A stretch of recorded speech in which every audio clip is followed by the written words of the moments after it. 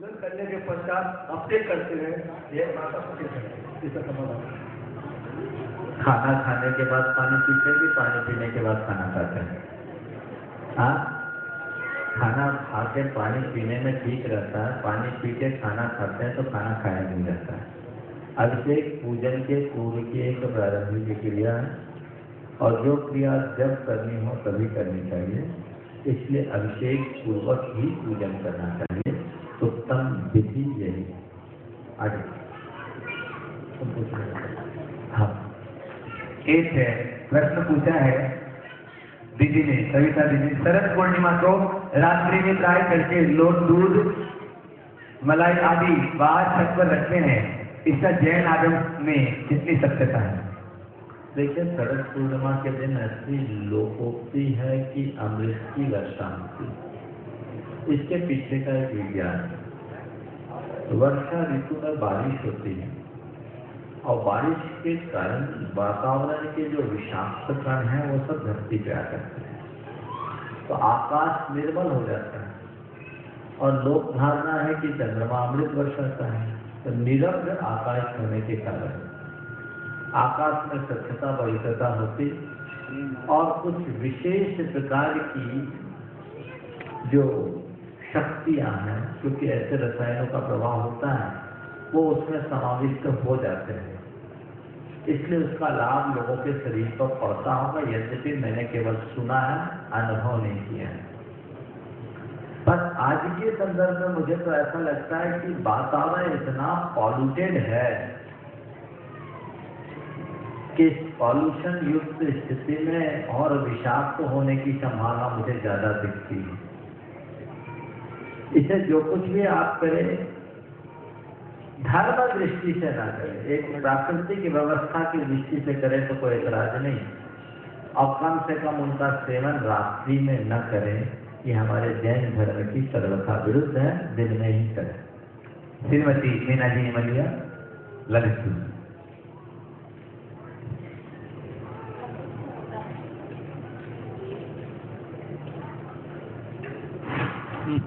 नमोस्तु महाराज जी।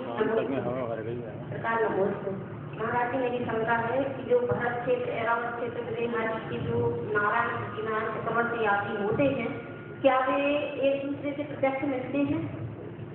नहीं मिलते।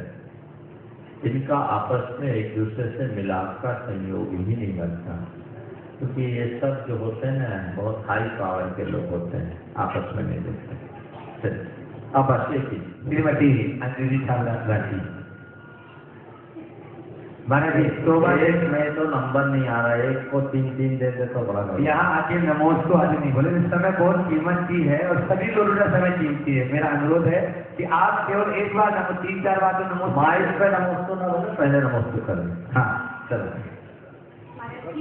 आज के नॉन बच्चे लोग ऐसा सोचते हैं कि धर्म की मार्ग में लगने से उनकी शादी में रुकावट है, क्या ये सत्य है? मुझे युग की विडंबना दिखती है कि धर्म के मार्ग में लगने से शादी में रुकावट आएगी, ये शंका होती है। पाप के मार्ग में लगने से शादी फटाफट से हो जाती, कैसी विडंबना? और ये उल्टी सोच है लोगों की। अगर किसी का लड़का शराबी है, व्यभिचारी है, तो उसके लिए प्रश्न नहीं उठाएंगे, लेकिन किसी के घर में धर्म होता है तो घर ज्यादा धार्मिक है, वो लड़का ज्यादा धार्मिक है। बंधुओं, हमारे जिस बात को सर्वाधिक महत्व देना चाहिए, आज के तथाकथित आधुनिक लोग उसे गौण कर रहे हैं और जिसे गौण रहना चाहिए उसे महत्व दे रहे हैं। इसका दुष्परिणाम सामने आने लगा। एक व्यक्ति ने अपनी वेदना मुझसे कही। उसने अपनी बेटी की शादी 2 धार्मिक परिवारों की उपेक्षा करके, अच्छे प्रस्ताव आने के बाद भी उसकी उपेक्षा करके एक संपन्न और आधुनिक परिवार में कर दी। नागरिक परिवार भी संपन्नता के क्षेत्र में कम नहीं थे, लेकिन उसका यही सोच थी कि परिवार ज्यादा धार्मिक है, मेरी बेटी कैसे एडजस्ट करेगी। और एक आधुनिक परिवार में उसका संबंध हुआ। आपको क्या बताऊं, 6 महीने बाद बेटी घर आ गई और 1.5 साल बाद दोनों में डाइवोर्स हो गया। वो रोता है, कि महाराज पहले अगर हमने ऐसा सोचा होता तो ऐसी स्थिति नहीं, क्योंकि जिस लड़के से मैंने अपने बेटी की शादी की वो बिना ड्रिंक किए घर आता ही नहीं था और मेरी बेटी उसको बर्दाश्त नहीं कर सकती थी। मैं अब समझा कि धार्मिक परिवार का क्या महत्व होता है। सोच को बदलिए। आज धर्म ही व्यक्ति के चरित्र की रक्षा कर सकता है और कोई दूसरा नहीं। धार्मिक होने का मतलब ये थोड़ी है कि कोई साधु बन गया। धार्मिक मतलब होने का मतलब धर्म और समाज के कार्यों में आगे रहे और सदाचार और सद्विचार मूलक जीवन जिए। आज के युग में यदि कोई युवक सदाचारी बनता है तो ये बड़े आश्चर्य की बात है और उसे तो वरीयता पूर्वक अपना संबंध करना चाहिए, ताकि वहाँ रहने वाला व्यक्ति बहुत अच्छे तरीके से अपने जीवन का निर्वाह कर सके और अपने आचार विचार की रक्षा कर सके। ये जो परंपरा है बहुत उल्टी परंपरा है और मैं कहता हूँ आज समाज में ऐसे लोगों की भी संख्या बहुत है जो केवल धार्मिक परिवारों की खोज करते हैं, क्योंकि वो खुद धार्मिक है, उनकी संतान धार्मिक है, उन्हें धार्मिक परिवार की जरूरत होती है, लेकिन समाज में ऐसे लोगों का आपस में संपर्क नहीं होता। मैं तो कहता हूँ ये हम साधुओं का काम नहीं, आप श्रावकों का काम है। समाज एक ऐसी एजेंसी विकसित करे जिसमें धार्मिक विचारधारा के लोगों को धार्मिक के साथ जोड़ दे तो जीवन धन्य हो जाएगा और लोगों को बड़ी प्रसन्नता की अनुभूति होगी। एक दूसरा प्रसंग बताता हूँ। अत्याधुनिक परिवारों में संतान को देने का क्या दुष्परिणाम होता है। एक धार्मिक परिवार की लड़की जिसके पिताजी और दादाजी दोनों प्रतिमाधारी, उस लड़की की शादी संपन्न परिवार था और एक संपन्न किंतु जरूरत से ज्यादा आधुनिक परिवार के लड़के से कर दी गई।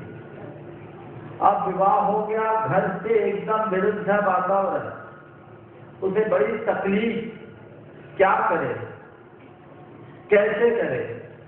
एक दिन वो अपनी वेदना मुझसे कही कि महाराज जी मेरी ऐसी स्थिति हो गई, मेरे जो संस्कार थे, मेरे ससुराल का पूरा वातावरण एकदम विरुद्ध है। महाराज जी मुझे लगता है कि मैं कहाँ फंस गई, इससे अच्छा तो मैं किसी गरीब से शादी कर ली होती तो ज्यादा सुखी होती। महाराज मेरा मन कचोटता, मुझे लगता है मैंने अपना मनुष्य जीवन बर्बाद कर दिया। मैंने उसे समझाया और समझाने के बाद फिर पूछा कि तुम्हारे पति का क्या स्थान है।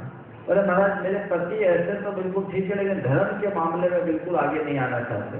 हम लोग तुम्हें रोकते हैं, बोले मुझे भी रोकते हैं, लेकिन आजकल शुरुआत में तो मैं रुक जाती थी, आजकल उनकी बात की अनदेखी करके मैं आ जाती हूँ। फिर मैंने कहा ठीक है तुम अपने पति के मित्रों के नाम बताओ। उनके कुछ मित्र थे जो आते थे, मैंने मित्रों के माध्यम से उसके पति को बुलवाया और बुलाने के बाद उसे समझाया। पति थोड़ा आगे बढ़ा, उस घर में पहली बार चौका लगा। चौका लगा और मैं पहले दिन आहार करने के लिए चला गया। और जब पहले दिन आहार करने के लिए गया तो वो उसका पति और उसके रिश्ते के बहन और कुछ लोग, वो लोग आहार देने में शामिल हुए और पूरे परिवार के लोग, बुजुर्ग लोग उस समय जिस समय मेरा आहार हुए वो कैरम खेल रहे। वो उसको कितनी तकलीफ, बहुत तकलीफ होती है। इसलिए समान विचारधारा में ही व्यायाम संबंध करना चाहिए। और आज के समय में व्यसन और बुराइयों से बचना बहुत कठिन है। 90% युवक युवतियों की स्थिति विषम होते जा रही है। उसमें संभाल अगर कोई परिवार धार्मिक है तभी हो सकता है, अन्यथा नहीं। इसलिए हमारी राय तो यह है कि आप इसे ही प्राथमिकता दें ताकि आपका जीवन सुरक्षित हो और ठीक ढंग से अपनी जिंदगी का निर्वाह कर सकें। आगे इसके बाद 3 जनरल स्कूल तैयार रहे और सतीश जी मोदी तैयार है।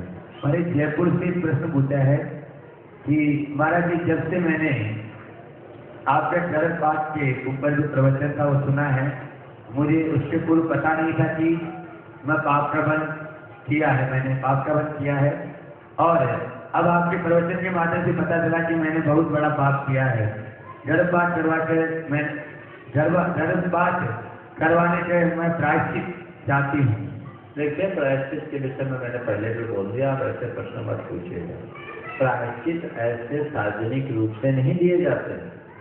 समझ गए? अगर आपके मन में सच्चा अपराध बोध है और आप उसकी शुद्धि करना चाहते हैं तो जिनके प्रति आपकी श्रद्धा है उन गुरु के चरणों में जाएं, अपने अपराध को प्रकट करें और उनके द्वारा प्रदत्त प्रायश्चित को अहोभाव से स्वीकार करके अपनी शुद्धि करें। कोई भी प्रायश्चित संबंधी प्रश्न आप इस मंच के माध्यम से नहीं था। महाराज जी, अभी मैंने परिश्रम करने प्रारंभ में जैन मंदिरों की वंदना की, मुझे एक नई मूर्ति देखने को मिली तो मैंने व्यवस्थापक महोदय से पूछा कि ये मुझे कभी इस तरह के दर्शन नहीं किए, ये नई मूर्ति क्या है? तब उन्होंने कहा ये उपाध्याय परमेश्वरी की मूर्ति है। और हमने कहा इस तरह की मूर्ति आप लोग स्थापित करवाने लगे तो इससे नहीं होगा कि मंदिर में शायद उपाध्याय मूर्तियाँ ज़्यादा मिलेती, तीर्थंकर मूर्तियाँ कम मिलेंगी। तो इस तरह की प्रतिष्ठा या आचार्यों को या मुनि महाराज को मंदिरों में करवाना चाहिए, क्या है परंपरा? देखिए, आगम में हमारे मूल आराध्य 24 तीर्थंकर हैं, पंच परमेश्वरी। 24 तीर्थंकरों की स्थापना की परिपाटी हमारी शाश्वत है, सदाकाल से है और करना चाहिए, क्योंकि वही मूल आराध्य है। यद्यपि पंच परमेश्वरी की पूजा का भी विधान है, उनकी प्रतिमाओं के स्थापन का भी विधान मिलता है, लेकिन उन्हें प्रतीकात्मक रूप से ही यदा कदा यहीं कहीं विराजमान करना चाहिए, क्योंकि ऐसे अगर विराजमान करने की परिपाटी प्रारंभ हो जाए तो हमारे तीर्थंकर गौण हो जाएंगे और आचार्य उपाध्याय या फिर भविष्य में साधु व मुख्य हो जाएंगे। फिर वो वर्तमान के आचार्य उपाध्याय और साधु को ही पूजने लगेंगे। हमारी तीर्थंकरों की शाश्वत परंपरा विनष्ट हो जाएगी, जो जैन धर्म के लिए बहुत ही घातक है। यद्यपि आचार्य और उपाध्याय की मूर्तियां प्राचीन काल में मिलती है। आचार्य कुंद की एक प्रतिमा सेवन जी में मिलती है, उपाध्याय परमेश्वरी के रूप में एक प्रतिमा देवघर में मिलती है, कई जगह स्तंभों में मूर्तियों का अंकन किया गया है, लेकिन फिर भी ये प्रवर्तन करने योग्य नहीं है। प्रतीकात्मक रूप में यदा कदा कहीं आप इनकी स्थापना करें, पर इसकी परंपरा बनाना कतई उचित नहीं। इसके बाद में अनिल जैन दुर्गापुर। हाँ, तब तक कुछ हो। तब तक विजय जी चटनी आने उपस्थित होकर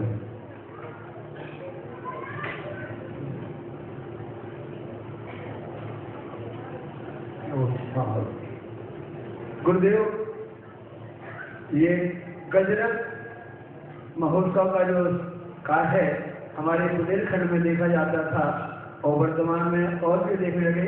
कब से ये गजरत की प्रचलन है, ये कुछ थोड़ा सा प्रकाश डालें। देखिए, गजरत की एक पुरानी परंपरा है। शास्त्रों में गजरत का कोई स्पष्ट विधान प्रतिष्ठा के विधान में देखने को नहीं मिला, लेकिन गजरत एक रथ यात्रा है। रथ यात्रा का विधान पुराणों में, शास्त्रों में मिलता है और ये पुरातन परंपरा से चला है। मनुष्य अपनी शक्ति के अनुरूप धर्म की प्रभावना का कार्य करता और रथ प्रवर्तन भी धर्म प्रभावना का एक कार्य। इसी हिसाब से गजरत की भी एक परंपरा प्राचीन रही होगी, पर गजरत की जो परंपरा है उसका सबसे प्राचीन उल्लेख मुझे देखने को मिला सम्राट एक खारवेल के द्वारा। सम्राट एक खारवेल ने मगध के राजा पुष्यमित्र पर चढ़ाई करके कलिंग में जिन भगवान ऋषभदेव, जो कलिंग जिन के नाम से ख्यात थे, नंदवंशी राजाओं ने उसे वहां से उठा करके मगध में स्थापित कर दिया था, त्रिवेदी जैन।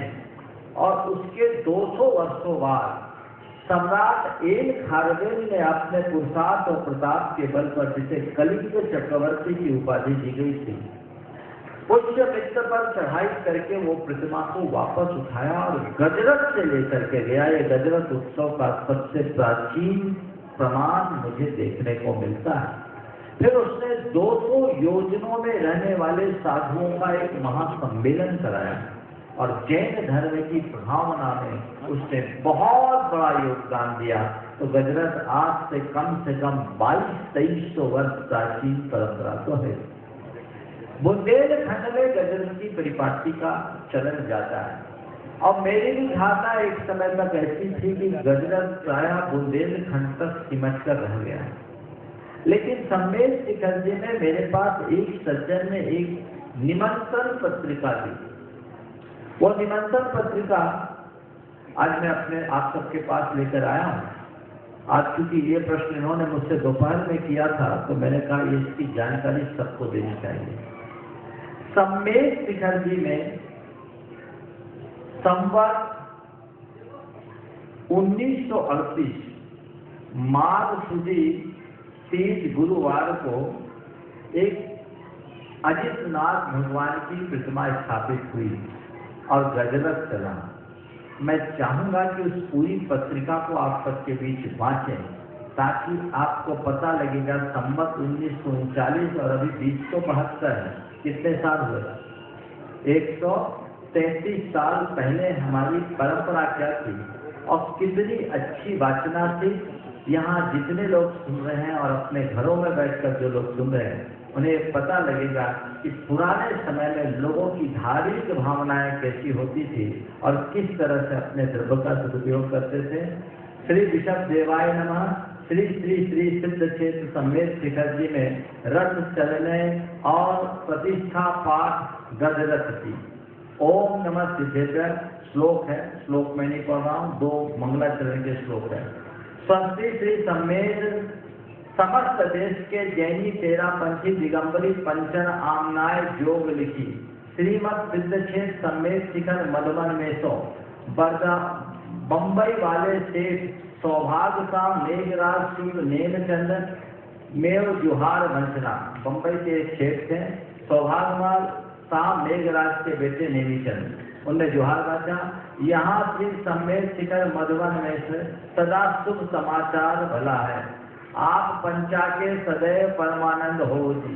अपरंची क्षुल्लक ब्रह्मचारी श्री धर्मदास जी का उपदेश से हम यहाँ नवीन जिन मंदिर बनवायो हैं तामे श्री अजितनाथ जी का बिंब विराजमान होएगा। ताको मुहूर्त संवत 1938 मार्च शुद्धि 30 गुरु को स्थाप है। मार्च शुद्धि 10 बुधवार को रथ चल है। तो आप पंच गौर सहित आओ जी। आप पंचों को आय से यहाँ जैन धर्म का बड़ा उद्योग होएगा तो आप जरूर आओगे। जहाँ भला होने का उपदेश आपको हमको पूर्व आचार्य दिगंबर मुनि जैसा कही गए हैं। श्लोक जिन बिंब जिनागार जिन यात्रा प्रतिष्ठिकम दान पूजा सुसिद्धांत लेखनम सप्त क्षेत्र। दान के 7 स्थान है। जिनेन्द्र भगवान के बिंब की स्थापना करना, तीर्थ यात्रा करना, जिन मंदिर का निर्माण करना, प्रतिष्ठा करना, चतुर्विध संघ को दान देना और भगवान की पूजा विधान आराधना आदि करना और शास्त्र का प्रकाशन करना, ये दान के 7 क्षेत्र हैं। और आसपास के गांवों में खबरगिरी करवानो जी में श्रावक आवे उछा बड़ो होए सिद्ध क्षेत्र के दर्शन करे और उछा देसे सो कर्म काज छोड़ धर्म काज को अवश्य आओ जी। मिति कार्तिक सुदी 9 सोमवार संवत 1938 मुकाम मधुबन शुभम भवतु मंगलम ददातु। ये पुरानी परिपाटी थी। मुझे 2009 में जब मैं यहाँ था तो एक सज्जन थे दामोदर जी सागर के, उन्होंने मुझे एक पत्रिका दिखाई तो मैंने कहा भाई इसकी एक कॉपी मुझे दे दो। ये इस बात को बताता है कि यहाँ पर संवत 1939 में गजरत चला। हालांकि इस तिथि में अजितनाथ भगवान की कोई प्रतिमा मुझे 13 पोथी में नहीं दिखी। ये उस रंग उसकी प्रशस्ति भिन्न है, ये तिथि में नहीं है। 1939 की प्रतिष्ठा नहीं है, उसकी तिथि कुछ 5-7 साल आगे पीछे की है। तो ये रहस्य का विषय है कि आदिनाथ भगवान, अजितनाथ भगवान का एक स्वतंत्र मंदिर यहाँ बना। वो मंदिर कहाँ है? 133 साल पूर्व उसका पता जरूर लगाना चाहिए। तो गजरत की बड़ी पुरानी परंपरा है और धर्म प्रभावना का एक अद्भुत अंग है।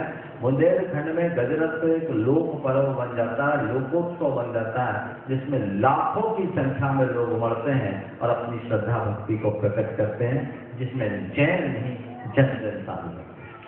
आने भी है दुर्गापुर जो वनोट ट्रस्टी तो है ही, साथ में चातुर्मास जो इतना भव्य चल रहा है उसमें भी उन्होंने अपने ओर से एक कलश की स्थापना भी की है। और एक और जानकारी मैं दे दूं इसके बारे में, आगे अगला जो माह, क्योंकि ये सीधा प्रसारण किसी के सौजन्य से अभी चल रहा है, सुरेश कुमार जी, ऋषिराज जी बाटलीवाल, राजकुमार जी ऋषिराज जी बाटलीवाल दिल्ली वालों की ओर से, और अगले माह का प्रसारण अनिल जी जैन कि दुर्गापुर वालों की तरफ से हो रहा है। जोरदार तालियों से सम्मान का और स्वागत अभिनंदन करना चाहिए हमें। अनिल भाई जी प्रश्न पूछने वाला महाराज जी, शांति धारा क्यों करते हैं और इसका क्या महत्व है? देखिए, शांति धारा एक विशिष्ट अनुष्ठान, भगवान का अभिषेक पूजन आदि गृहस्थों के विशेष पुण्योपार्जन का निमित्त है। हर व्यक्ति के जीवन में कभी एक रूपता नहीं होती, स्थिरता नहीं होती। पाप कर्म के उदय से अशुभ अमंगल होते हैं, और जब अशुभ अमंगल होता है तो मन उद्विग्न हो जाता है। तो शास्त्रों में यह विधान है कि जीवन में होने वाले सारे अशुभ अमंगल का निवारण जिनेन्द्र भगवान के अभिषेक से, पूजन से और पात्र दान से हो सकता है। अनिष्ट निवारण का यही एक अमोघ उपाय है, और इसी के कारण जब भी गृहस्थों के जीवन में कोई बात होती है तो, और न हो तो भी, भगवान का अभिषेक पूजन आदि का कार्य विशेष किया जाता है। मैं जब आदि पुराण पढ़ रहा था तो मुझे एक बात देखने को मिली और मुझे लगा कि शांति धारा का सबसे प्राचीन रूप शायद यही होगा। भरत चक्रवर्ती को 16 अशुभ सपने आए, और भगवान के मुख से जब उसके फल सुने तो भरत चक्रवर्ती का मन उद्विग्न हो गया। उसे लगा कि अनर्थ होने वाला है, अब मैं क्या करूं? तो अपने उद्विग्न मन को शांत करने के लिए उसने भगवान का महाअभिषेक किया, यानी शांति धारा की, और बड़ी पूजा की, पात्र दान किया, और अन्य भी अनेक क्रियाएं की, और शांति हुई। तो आपके जीवन में जब भी कोई अशुभ अनिष्ट प्रसंग हो तो उसके निवारण के लिए भगवान की अभिषेक पूजा वंदना करो। वो प्रसंग हटे या न हटे, मन तो जरूर शांत हो जाएगा, क्योंकि मन की उद्विग्नता की शांति के लिए भगवान की पूजा आराधना से बढ़कर और कोई नहीं। अब शांति धारा का कुछ अनुभूत प्रसंग में आपसे कहना चाहता हूं। मैं सन 2000 में टीकमगढ़ में चातुर्मास रथ था। वहां पर मेरे पास एक सज्जन आए, सागर के देवेंद्र जी बाजार। वो अपने समझी को वहां लेकर के आए। बोले महाराज जी, इनके ऊपर एक बहुत बड़ी विपदा है। क्या हुआ? बोले महाराज जी, इनकी बहू है 32 साल की, MD मेडिसिन डॉक्टर, एक्सीडेंट हो गया, कोमा में चले गए, आप कुछ उपाय बताएं। मैंने कहा भैया, सुख दुख जीवित मरण तो सब संयोगों पर निर्भर है, जो हो घटना हो गई तो हो गई, मेरा आशीर्वाद है। आयु है, तब तक कोई मार नहीं सकता, और आयु खत्म हो जाने के बाद कोई किसी को बचा नहीं सकता।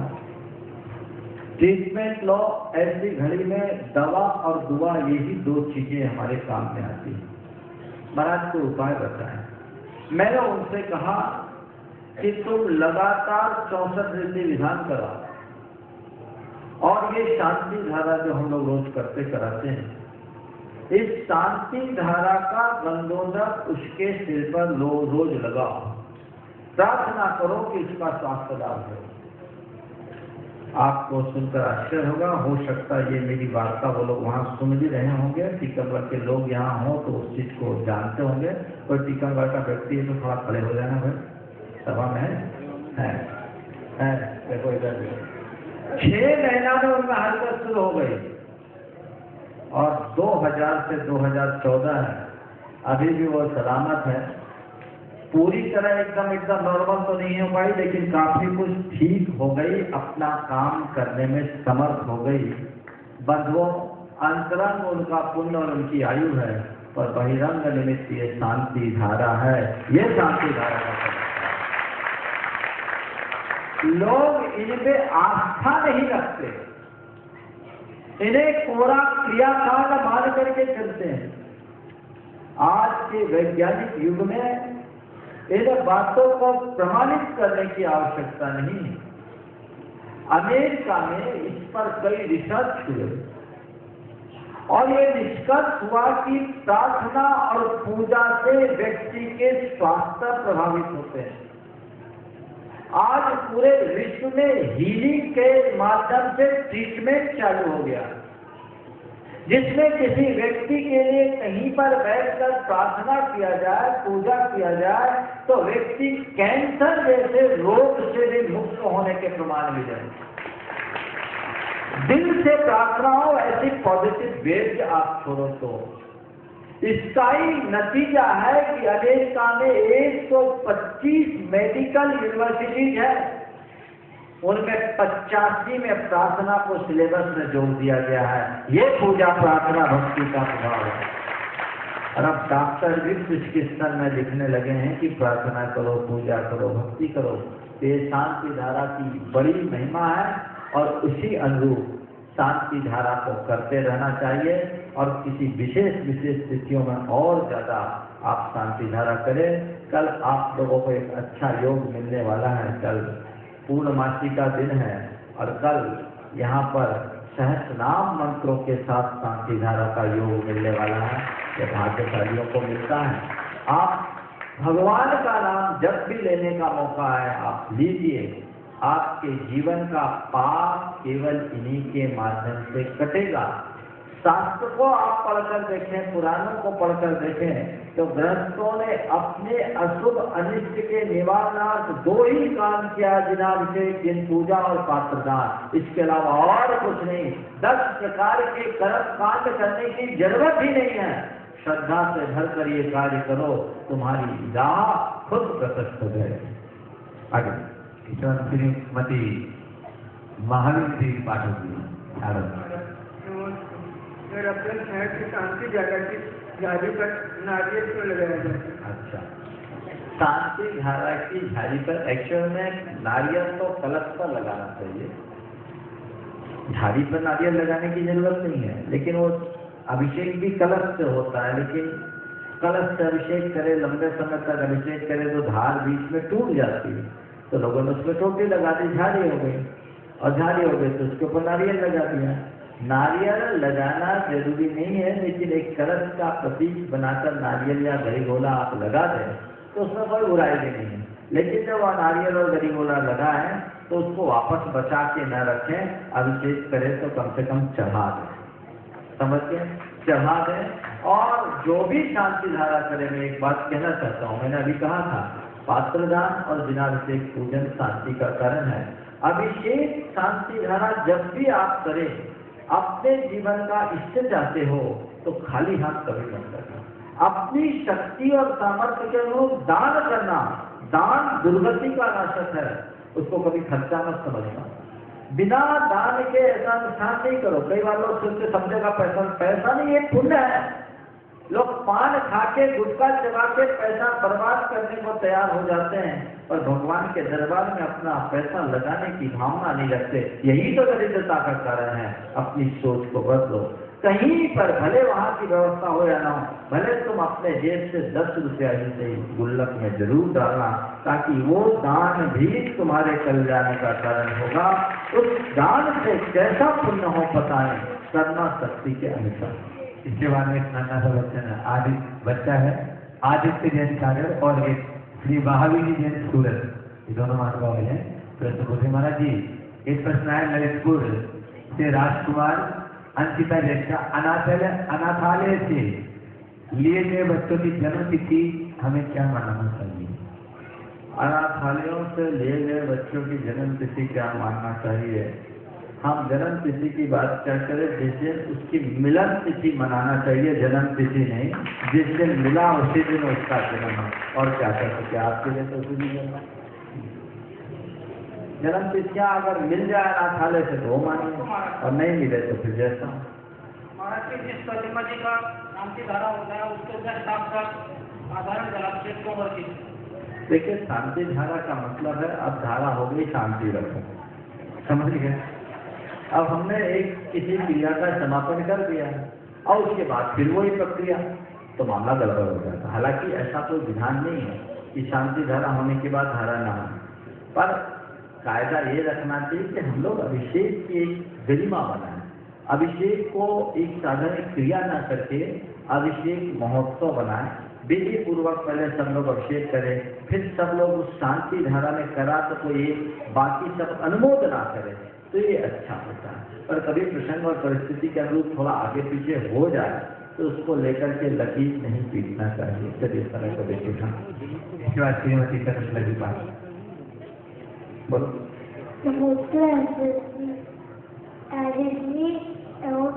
कितनी ताकत होती है कि आपको कर सके? देखो, नमोकार मंत्र के लिए हम लोग बोलते हैं ऐसो पंच नमो। इस बच्चे ने पूछा नमोकार मंत्र में कितनी ताकत होती कि हमारे पापों को काट सके। नमोकार में इतनी ताकत है कि वो हमारे सब पापों को साफ कर देते हैं। क्या बोला? नमोकार मंत्र एक ऐसा मंत्र है जो हमारे सारे पापों को साफ करने में समर्थ है। हम लोग बोलते हैं ऐसो पंच नमो यारो, सबको पापों प्रणाश। ये नमोकार मंत्र सर्व पापों का प्रणाशक है। मंगलानंद से सर्वेसिंह परमम वही मंगलम, सर्व मंगलों में प्रथम मंगल है। नमोकार कल्प एक ग्रंथ है, उसमें नमोकार मंत्र की महिमा बताते हुए कहा कि नमोकार मंत्र के एक अक्षर के उच्चारण से 7 सागर के पाप नष्ट होते हैं। एक पद के उच्चारण से 50 सागर के पाप नष्ट होते हैं, और एक पूरे मंत्र को पढ़ लेने से 700 सागर के या 500 सागर के पाप नष्ट होते हैं। ये नमोकार मंत्र की महिमा है। तो ये नमोकार मंत्र हमेशा ऐसे जपते रहो, अपना काम बनते रहे। नमोस्तु महाराज जी, शुभ कार्य मुहूर्त देखकर क्यों किया जाता है, और राहु केतु आदि की दशा होती है तो कार्य पर क्या प्रभाव पड़ता है? देखिए, शुभ कार्य के लिए मुहूर्त देखने का जहाँ तक सवाल, हम लोग हीन पुण्य लोग हैं, इसलिए अनुकूल द्रव्य क्षेत्र काल भाव देख करके काम करें। लेकिन कल जैसा मैंने कहा था कि मुहूर्त बहुत फ्लेक्सिबल है कि काम जरूरी है तो मनोबल से काम कर सकते। तो जिनका क्षीण पुण्य है वे मुहूर्त देख करके करे तो अनुकूल द्रव्य क्षेत्र काल भाव होता। आचार्य धर्मसेन ने पुष्पदंत और भूत बलि को जो सत्संगागम का ज्ञान दिया वो एक शुभ मुहूर्त में दिया।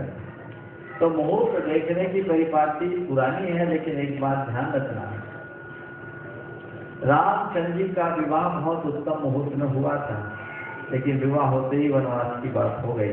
तो कहते कर्म गति तारे नहीं करे, और योग वशिष्ठ सम ज्ञानी पंडित बची बची लगन धरी, कर्म गति तारे नहीं करी। तो ये चीजें अपने को देख करके चलना चाहिए। राहु केतु आदि की बात मैंने कई बार ज्योतिष के संदर्भ में आप लोगों से कही है कि ये ज्योतिष के हिसाब से हमारे शरीर के और ब्रह्मांड के रसायनों के समीकरण में होने वाले बदलावों का एक परिणाम होता है, और उसको उसी तरीके से देखना चाहिए। इस प्रश्न पर राहु केतु के विषय में मैं फिर कभी विस्तार से बात करूंगा। आज मेरे पास कुछ प्रश्न हैं, अभी इस प्रश्न को ब्रेक करो, इसको आगे बढ़ो। आज मैं बस एक प्रश्न पूछा है, पुरुषार्थ करने के बाद भी भाग्य साथ क्यों नहीं देता? इसलिए कि हमारा पुरुषार्थ कमजोर है। पुरुषार्थ करने के बाद ये पूछा है रविंद्र जैन पिल्लई ने, बहुत दूर से आए हैं। देखिए, पुरुषार्थ करने के बाद भी आपका भाग्य साथ नहीं दे रहा है तो आप हार मत मानिए। ये मानिए कि मेरा पुरुषार्थ कमजोर है, पुरुषार्थ को प्रगाढ़ बनाइए, क्योंकि भाग्य को बदलने की ताकत केवल पुरुषार्थ में है। हाँ, कभी कभी भाग्य अनुकूल नहीं रहता तो प्रबल पुरुषार्थ भी काम में नहीं आता, और कभी भाग्य अनुकूल होता है तो अल्प पुरुषार्थ से भी हमें कामयाबी मिल जाती है। लेकिन अब सवाल भाग्य का है, वो तो हम लिखा के लाए हैं, अब उसे बदलना है। तो बदलने का, उस भाग्य को बदलने का हमारे पास हमारे पुरुषार्थ के अलावा और कोई साधन नहीं है। इसलिए कितना भी अशुभ हो, पुरुषार्थ करते चलो, करते चलो, करते चलो, हताश मत हो। बस चरे लेती की नीति अपनाओ। आज नहीं कल बदलेगा, बदलेगा, बदलेगा। घबराने का और कोई काम नहीं है। एक पूछा है, 3-4 दिन का प्रश्न है, मंदिर के पास घर है, छाया पड़ती, इसमें कोई दोष है या नहीं? ये मनोज जैन ने फिरोजाबाद से पूछा है। देखिए, मंदिर के पास आपका घर है और 9 बजे से लेकर 3 बजे की अवधि में यदि इस मंदिर के शिखर की छाया पड़ती है तो वो आपके लिए उचित नहीं है। जहाँ भगवान के मंदिर के शिखर की छाया पड़ती है वहाँ गृहस्थी का कर्म नहीं होना चाहिए। वास्तु शास्त्र और प्रतिष्ठा शास्त्र की दृष्टि से वो निषिद्ध है। तो फिर क्या करें, मंदिर हटाएं। सपने में भी मत सोचना, भगवान से प्रार्थना करो, भगवान एक घर आपके पास मिला जिसमें आपकी छाया है, आपकी छाया मुझ पर ऐसी पड़े कि मैं दूसरा भी घर बना सकूं और आनंद से रह सकूं। हो गया।